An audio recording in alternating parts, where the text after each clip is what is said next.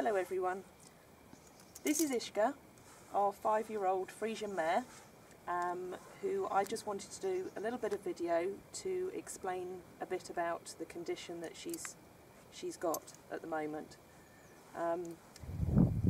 Ischka has Aortopulmonary Fistulation, which is a problem within the Friesian breed that affects about 2% of the Friesian population, and I just want to share with you some of the symptoms that we found her with, so that it's something that you can be aware of in case you come across the same problem with your own horse. So Ischka was bred here on our farm. She's never had any complications or any health issues, and everything about her has been very straightforward right from when she was born. As I say, she's 5 years old now, and she was backed as an early 4-year-old and has done a little bit of work, a little bit of schooling. But over this last winter, she was turned out and living out and not working. And on New Year's Eve 2014, we saw that she was lying down in the field, which wasn't unusual for her, but for a longer period of time than usual.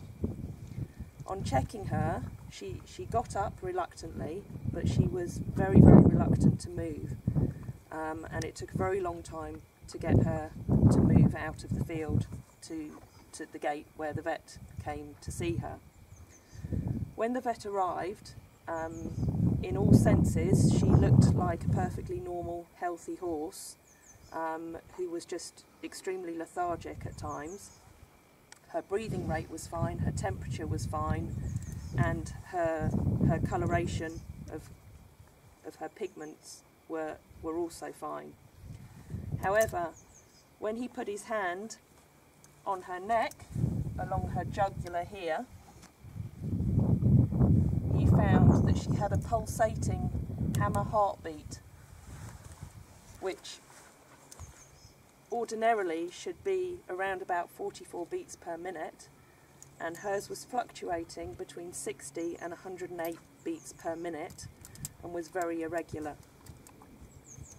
We brought Ischka back to the stables and we rested her, and this hammer heartbeat remained and became a little bit more consistent and stabilised after a few days without medication to about 60 beats per minute.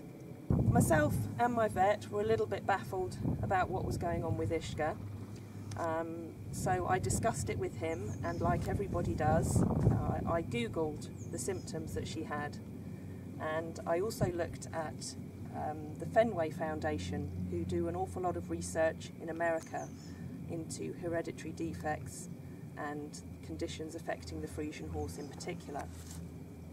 Here I found an article on aortic rupture and aortic fistulation in the Friesian. It was something I was aware of, but having never dealt with it before, I'd never really researched it very much.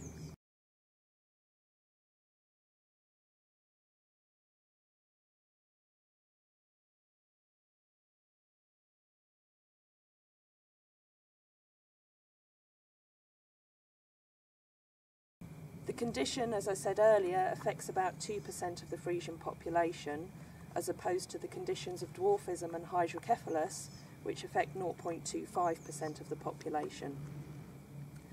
So everything I read and everything I heard in the presentations that I looked at through the Fenway Foundation suggested that this was the problem that Ischka had. Fortunately, I was lucky enough to meet Catherine de la Salle and Marco Brune at the Friesian Stallion Show in 2015 and chatted to them about the symptoms that Ischka was showing. They pretty much confirmed that this was the problem that Ischka had, and at that stage they told me that there was no cure. We would lose her within the next couple of weeks to months. That was in the middle of January 2015. So after speaking to Catherine and to Marco about the condition and about what to expect, I spoke to my own vet, who recommended that we speak to John Keane at Edinburgh University, who is a heart specialist. John very kindly agreed to see Ischka up in Edinburgh, and we took her up there, which was a long journey for her, but she coped very well. And he suggested that if he thought there was any way that they could do some kind of experimental surgery to try and save her, he would be happy to do that. So we took her up there and they did all the relevant tests to try and identify whether this was the problem, and they did confirm that she had aortopulmonary fistulation. Unfortunately, the damage to her aorta was too extensive and there really was nothing that could be done. So we brought Ischka back home and said that we would let her live her days out here naturally. We hoped that we would see her through till the spring, maybe the summer, and that she could live her last days out in a nice paddock. John told us all the signs to look out for her going into actual heart failure, and sadly last week we started to see those signs. Some of the signs to look out for, we were told, were her having regular bouts of colic, having a raised temperature. She hasn't had either of those, but what she did do was she started coughing, which is a sign of the fluid that was building up in her lungs. She's also, in the last week, developed a slight thickening of her hind leg, so swelling of the legs can also be a sign. More recently, last week, down between her front legs here, on her chest, she has 2 large swellings.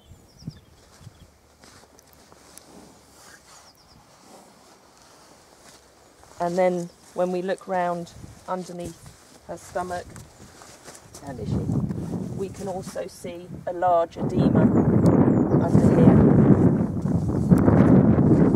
What also happened last week was a hammer heartbeat that we could feel along became more pronounced and felt more like waves of blood running down her jugular, which I don't know if the video is going to be able to pick that up, but you can actually see the blood pumping down her jugular here, and at times you can actually see this area of her chest pulsating as her heart is working overtime. So today sadly is Ischka's last day. We've made the heartbreaking decision to let her go before her heart completely deteriorates and she becomes very uncomfortable. As I say, we wanted to make this video because it is something that we want other owners to be aware of. I'm sure there's many Friesian owners out there who have suffered this problem with their own Friesian. And to also say, this is where we must have total respect for the KFPS and the stud book and the way they are managing the breed, because this is a condition they are very, very much aware of in the breed.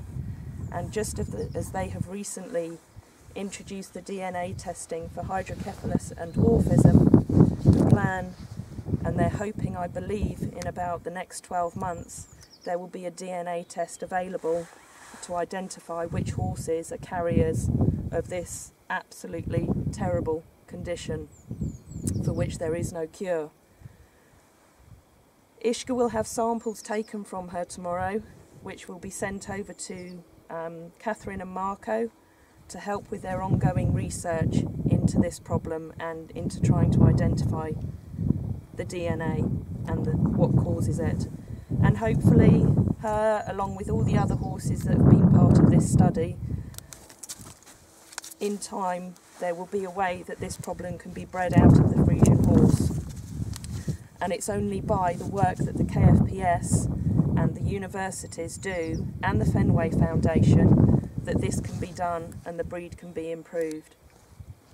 So, again, this is Ischka, our beautiful mare, who sadly we are going to lose tomorrow, but she's been an amazing horse to have around. We've loved every minute with her, and if if her purpose is just to try and help educate others and hopefully be part of this study to find out how we can get this problem out of the breed, then she's had a very, very useful life. Thank you for listening.